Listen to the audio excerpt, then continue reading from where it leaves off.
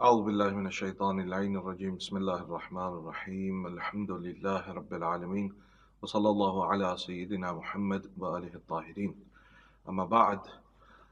Honoring the sacrifice of Imam Hussain. In these days of Muharram, it is incumbent upon each and every one of us to try and gain some level of or some semblance of connection with the Imam.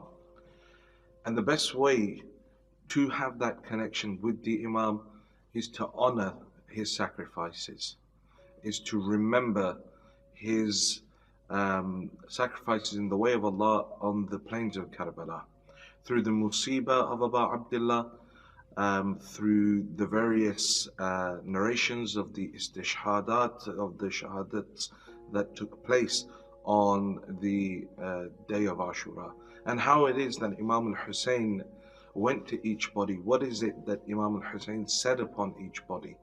That's one part of honoring that sacrifice. The second part, which is by far the most important, is to try and understand why it is that Imam al-Hussain did what he did. It is to understand why it is that he went to Karbala in the first place. In a letter that he gives to his brother Muhammad al-Hanafiya, he says, وَإِنَّمَا خَرَجْتُ لَطَلَبِ الْإِصْلَاحِ في أمة جدي أريد أن آمر بالمعروف وأنهى عن المنكر وأصير بسيرة جدي وأبي علي بن أبي طالب. He says that I have come out in order to seek reform in the ummah of my grandfather by doing amr bil ma'ruf and nahi anil munkar, by enjoining good, by forbidding evil, and by walking upon the path of my grandfather and my father Ali. The whole message of Karbala is reform. And how is it that we do that reform? One part of it, he tells the people of Basra in the letter that he sends. Before he sends a letter to the people of Kufa with Sulaiman, he writes in there, "Ala wa inna sunnata qad umitat wa inna al-bid'ata qad uhyiyat."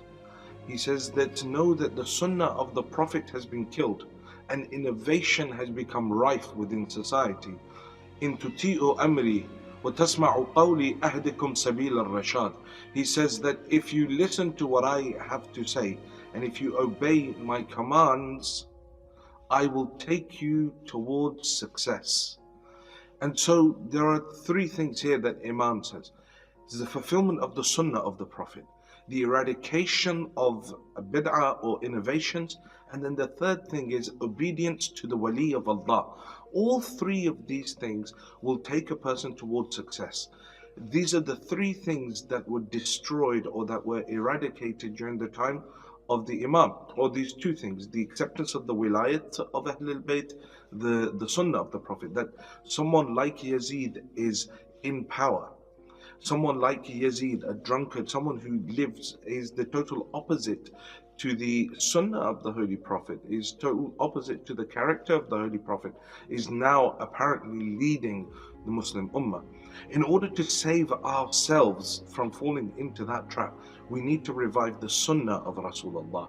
We need to take one step further and try and understand our responsibility to our Imam, and then we need to try and root out innovations that have come about in our society through culture, through deviant ideas. We need to be able to know our religion, understand the truth of our religion, and when we do that, when we understand that truth, when we become better Muslims, we will be able to eradicate these deviations, these various practices that have come about amongst us that are giving Islam a bad name, or indeed are holding the Muslim community back from progressing, from fulfilling its true aims as being those individuals that can lead and pave the way for the Hujjah of Allah upon the earth. That is the message of Karbala.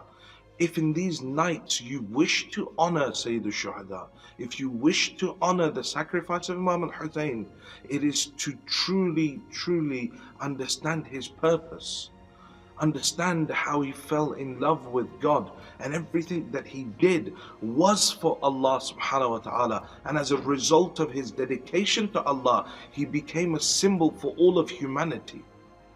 He became a universal individual. that his pure love for God made him transcend beyond tashayyu, made him transcend beyond Islam. That people around the world, they don't even believe in his wilayah, do not even believe in his being the Hujjah of Allah, still have this love for him.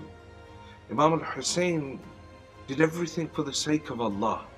If it was leaving Medina of his grandfather, it was for Allah. If it was not fulfilling or performing the Hajj and leaving Mecca, it was for Allah subhanahu wa ta'ala. In fact, he says as he's leaving Mecca, من كان بازنا محجته وموطنا على لقاء الله فليرحل معنا إني راحل مصبحا إن شاء الله. It says, those of you that have made an intention to meet God and a firm intention to spend your blood in our way, then come with me, for I am leaving Mecca in the morning. If he comes into Karbala, it is for Allah. If he comes and he does all of these things and gives all these sacrifices, it is for Karbala. In his last poem, he says, إلهي تركت الخلق طرا في هواك وأيتمت الأيال لكي أراك وإن قطعتني بالحب إربا إربا لمال الفؤاد إلى السواك. My Lord, I've left the whole of creation for your sake. I've orphaned my children so that I may see you. And even if the swords were to come and cut me to pieces, my heart would turn to none but you. That is the message of Karbala. To sacrifice everything for Allah, and Imam al-Husayn's sacrifice is honored. That's how we honor Karbala, by understanding his love for Allah and developing our own love for Allah. Wassalamu alaikum jami'an wa rahmatullah.